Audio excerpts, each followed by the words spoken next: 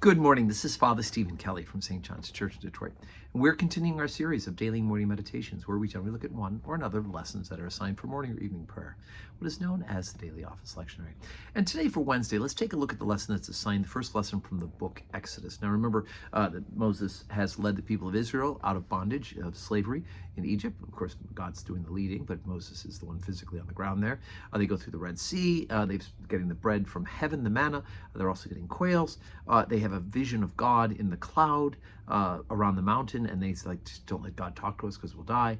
And so Moses goes up onto the cloud to receive the testimony. We heard the Ark of the Covenant and how that was to be built to hold this testimony. Now Moses goes up to Mount Sinai to receive this testimony from God, and that's where we left off. Chapter 32, beginning at verse 1.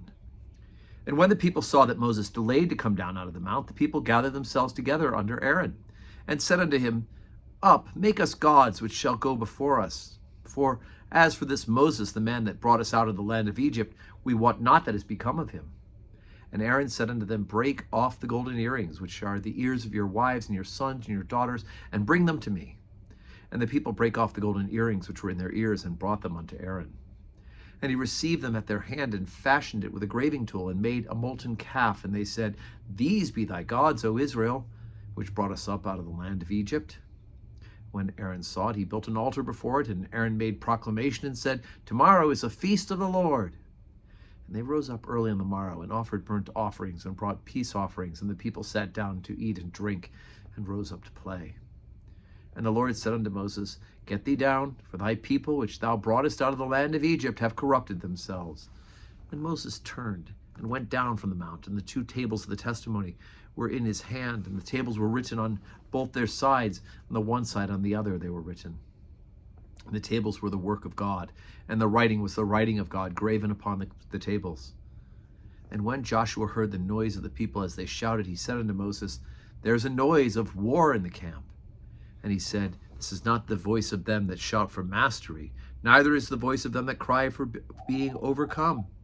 But the noise of them that sing do I hear. And it came to pass, as soon as he came nigh unto the camp, that he saw the calf and the dancing. And Moses' anger waxed hot, and he cast the tables out of his hands, and brake them beneath the mount. And he took the calf which they had made, and burnt it in the fire, and ground it into powder, and strawed it upon the water, and made the children of Israel drink of it. Okay, so how quickly the people of Israel have turned, right? They've gone from being, hey, don't let God talk to us or else it'll all be bad and we'll die. And Moses, you go in our place, to suddenly getting a little bit scared because he doesn't return right away, that they make a false image, right? They make a molten calf and they worship an image rather than worship the living God who released them from slavery a very relatively short period of time before.